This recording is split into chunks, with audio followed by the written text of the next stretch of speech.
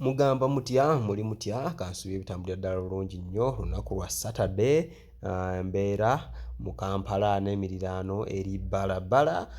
Gwe kennyini asoose oba awuliriza audio eno nja kusaba commentinga subscribing atannaba ate tubeere nga tutambulira ddala wamu as kacumbali.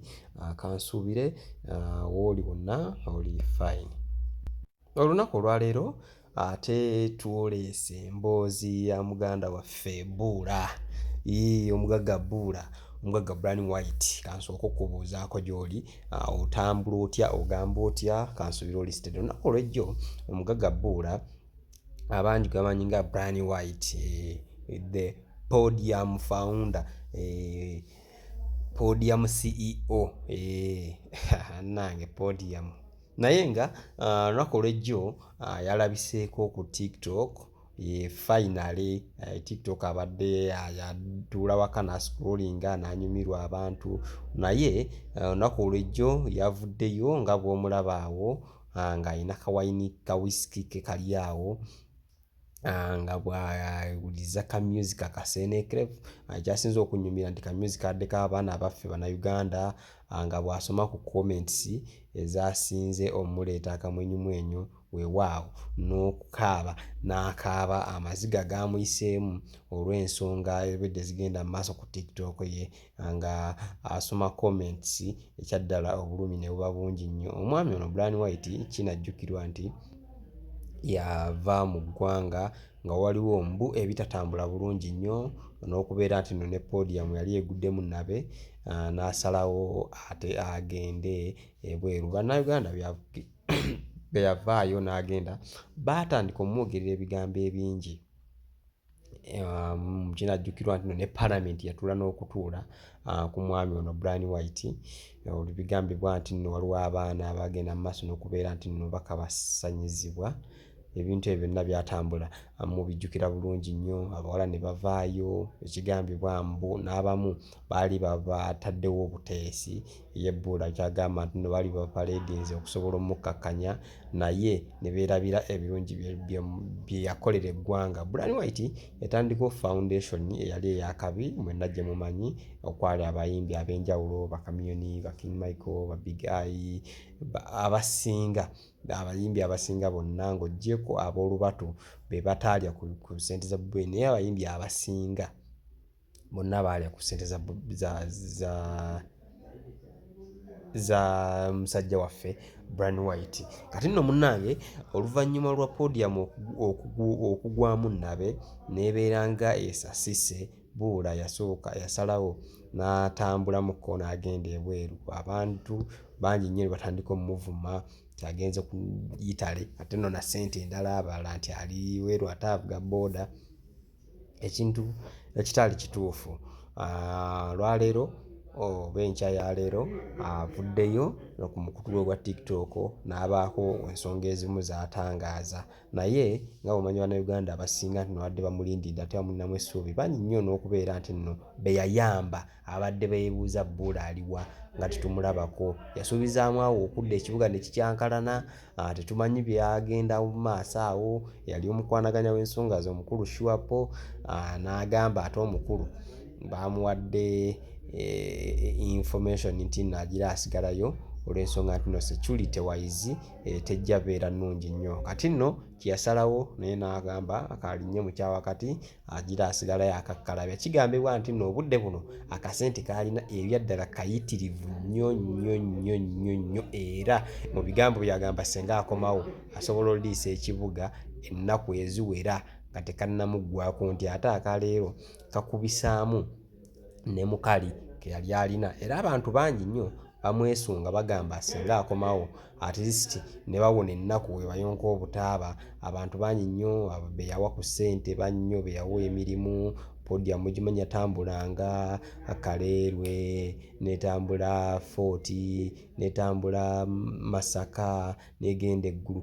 Bangi nnyo be yakyusa obulamu bw'abantu ku Mityana Road yalinako n'egundi nene nnyo tetumanyi byakomawa naye bw'anaaba atuwadde olukusa ate nga Kacumbali of course tujja kgenda tubalage amakulu ge yali akoze ku Mityana Road mugalabe kuba yali akozewo ekifo ekyokubeeramu abaana b'oku nguudo abatalina mwasirizi nga bagenda beeraawo abayambe ababudeebude abakoleki so naye n'obutukutuusa kati tetumanyi kikyatuukawo naye tubasuubiza Kacumbali tujja kgendayo tubalage embeera nga bweri era tubabuulire n'embeera egenda mu maaso. Abantu nno bavuddeyo ku mikutu egy'enjawulo ku mukutu gwa TikTok ne batandika omumusaba ssente nti muganda waffe mukwano gwaffe ennaku etuyonse nnyo obadde obuliddewo abamu ne bateekako n'ennamba zaabwe ez'amasimu abamu ne bamusaba emirimu abamu nalabyeko abagamba nti tuwa obwakadaama nzije nkulabirire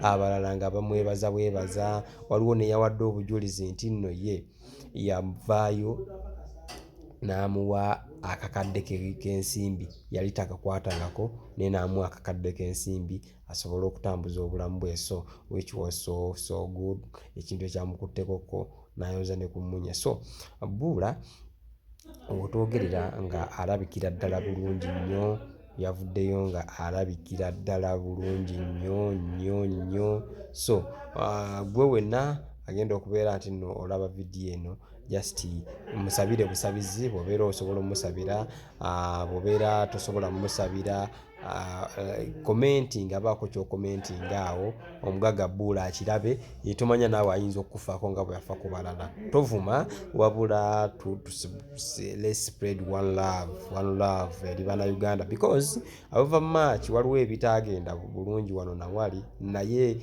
the truth is yayamba abantu however diversion it was however political it was however because ebitya ekituufu kiri nti yayamba Banauganda bw'obeera tewasobola funa ku mukisa ogwo nti nno yakuyamba believe the fact nti nayina beyayamba era abantu beyayamba kyemmanyi naawe obamanyi yinza obeera nga tekulimu wa Luganda lwo naye Munauganda munno so let's pray for him, let's promote him, let's be there for him. Ebitatambula bulungi nnyo kyemmanyi bwe kuba nga weebiri byatereeramuko naye bye bitono ku birungi bye yakolera Banauganda because omuntu avuddeyo n'akuwa capital nga si mwana wa nnyoko si mwana wa kitaawo nsuubira nti nno ne bwabeera tamuwadde ggwe naye the mere fact nti tamuwadde mugwira amuwadde Munauganda ekyo kyokka kikumala okukola ki okumwekuba ku mutima ne wabeera wali wamunyiigira ebitagenda mu maaso oba mu media ebyatambuzibwanga bye tutamanyiiko bukkakafu oba bituufu oba bikyamu we are yet to know from his mouth at least appreciatingako kaawo so Banauganda nga bumanyi nti nno bo tebaggwamu muze gwa kuvuma era wabaddewo abavuma n'ogamba kati Buula ovuma waaki ddala akoze ekyazze ku live ye alina kawayini ke oba kawisiki ataddeko ka music ke atunuulira mbeera egenda mu maaso mu ggwanga gwe n'ovaayo n'omukkola ekigambo n'ogamba ono omwana ddala tamanyi Brian White birungi bye yakola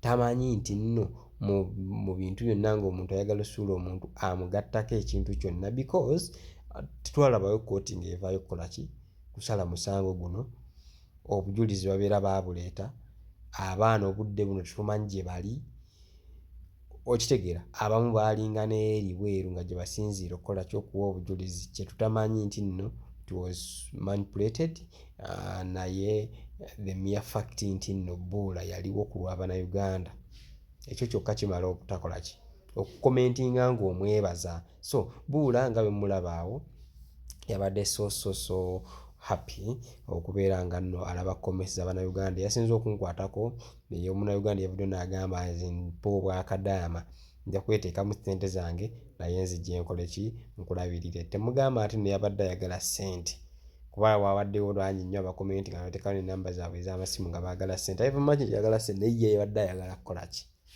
kola ng'azikoleredde teyabadde ng'obwedda abazisaba obusabi ne bateekawo n'ennamba zaabwe nti mpa ku ssente ye yabadde ayagala zikolerera so I think Buula omuntu oyo osobola omulabamu ekiba kyetaagisa mutandikirawo ne business kuba yakulaze nti no akusobola okukola ki.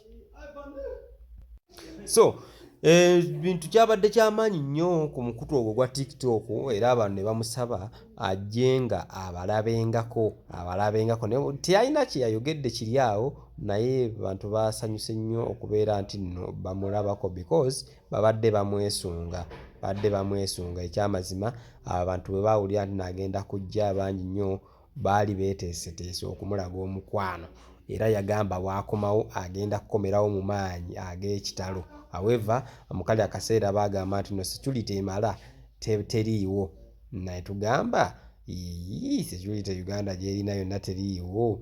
Ag'omu nkubo ne gagamba badde teyeeteeseteese bulungi nnyo naye finally katandise okuvaayo ku mikutu gino laavu abantu gye bamulaze ejja mulaga nti nno maybe yeetaaga okudda mu Uganda ate abeeko abalala bayamba. Ebintu byatambuzibwa sente za state, sente za gavumenti biki naye tesobola kuyamba era nga gavumenti ezirina nga bwezirina ne kati nga teyamba bantu okitegeera. So ne bwebeera nga eyise mu bana abantu ne bazijjayo ate ne batizazirya bokka because banya abazijjayo sente za gavumenti ne bazirya bokka n'okwegaggawaza naye babeera nga bazijjeeyo ne baziteeka mu Banauganda ne bw'obeera ng'ofunyeko 10 ba munno ng'afunyeko Munauganda munno ng'afunye omufaliso because yagaba ebintu bwe bityo mifaliso bulangiti bikozesebwa waka mmere buwunga sukaali so ne ssente enkalu. Abantu abo bonna abaabigaba baabanga ku mulimu era baasasulwanga. Abantu abaali mu Brown White Foundation baabanga ku mulimu era baasasulwanga. So abantu bonna abali ku podium bayimbi Banauganda bannaffe baasasulwanga. So sente tegeeza babeera bazisasudde naye azitwala ku dduuka n'owedduuka n'asuubulamu ebintu so olaba nti no ziba zikola ki zidda mu saturation of which naawe n'ofunako mu ngeri emu oba endala than okubeera nti no ziri mu nyumu ofisi y'omuntu omu oba mu nnyumba y'omuntu omu tezirina kye zikola. So Banauganda, let's spread one love, let's spread love eri Banauganda bannaffe. Abuula ye yayozezza ne ku munye olw'omukwano Banauganda gwe baamulaze ku TikTok. Mwebale nnyo, mwebalire ddala. Buula Banauganda kyemmanyi walabye laavu yaabwe era gyendi gy'oli eyo kyemmanyi naawe oli musanyufu weetaaga okudda mu Uganda weetaaga okugusa projects watandika. Project awo y'oku Mityana Road yali egenda wa abantu bangi nnyo emirimu, yali egenda yamba abaana bangi nnyo ab'oku nguudo. Tetumanyi gye yaggweera naye tukusaba oba osiimye tumanye yakomawa tusobola okugiraga eggwanga n'egitegeera nawa weeri nawa we yakoma n'abantu ne balaba ki bwabeera nga baagikulemesa ki Banauganda kye baafiirwa ate ebeera ekyagenda mu maaso ne bamanya kibwa Banauganda kye bagenda ofuna mu maaso awo.